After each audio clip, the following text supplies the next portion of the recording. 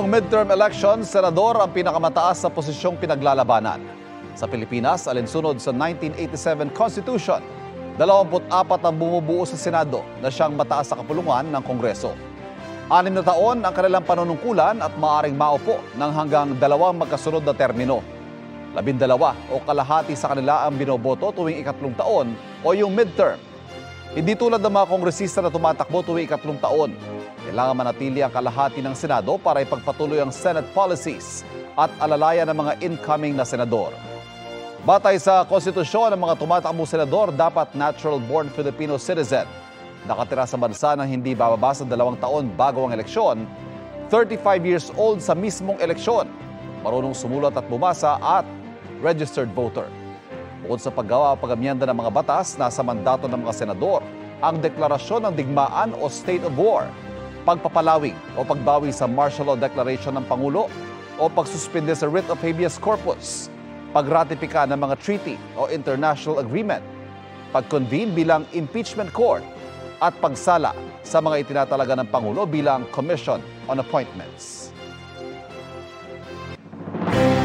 79 na araw na lang bagong eleksyon 2025 at iniimbestigahan ngayon ng COMELEC ang 4 na posibleng insidente ng vote buying sa mga probinsya.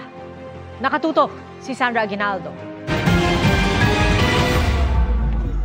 Iniimbestigahan na ng COMELEC ang 4 na insidente ng umunoy pamimili ng boto, kabilang ang pamimigay ng ayuda sa Balingasag, Misamis Oriental habang nakapaskil ang litrato ng 3 local aspirant. Gayon din ang report ng umunoy malawakang vote buying sa Apayao. Sa Baguio City, bineberipika ng komisyon ang ulat ng pamimigay ng 100 pesos ng isang party list organization kasama ang membership ID. Premature campaigning naman ang inireklamo sa Pontevedra, Negros Oriental.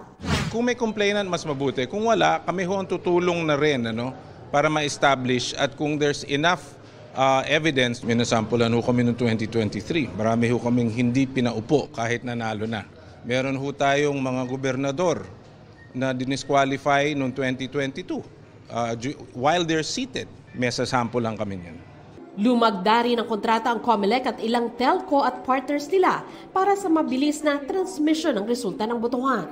Ayon sa COMELEC, 7 p.m. yan sisimulan. 8:30 p.m. inaasahang magkakaalaman ng resulta kung walang mararanasang aberya. Estimate namin, matatransmit ang lahat using the technology na meron yung mga telco natin, kasama yung Starlink, ng hanggang 8:30 ng gabi. Lahat-lahat. Para lang, pero unofficial yon. Partial but unofficial. At ibig sabihin, pag na-transmit yun, Ma'am Sandra, alam na kaagad ng mga watchers, ng mga lawyers, ano ang ini-expect nila na na-transmit dahil may kopya na sila ng election returns.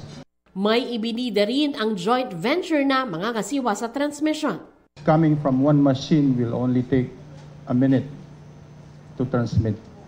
So if all of these SIMs that we engaged or we got from our providers would transmit as expected, then in a few minutes, all results will be in the servers, in the data centers where our servers are.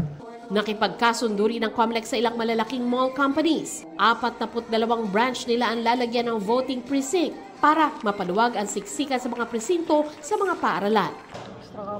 Formal na ring umatras sa senatorial race si Dr. Willie Ong sa pamamagitan ng pagharap ng kanyang may bahay sa COMELEC. Nagpapagaling pa kasi siya sa cancer.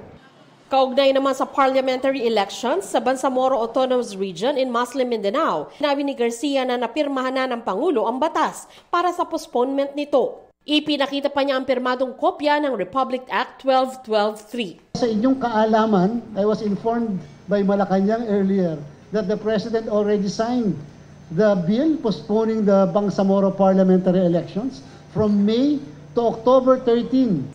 Hinihingan pa natin ang reaksyon ng palasyo tungkol dito. Pero sabi ni Garcia, paghahandaan nila ito ng husto sa kabila ng maikling panahon. Para sa GMA Integrated News, Sandra Aguinaldo, Nakatutok, 24 Oras.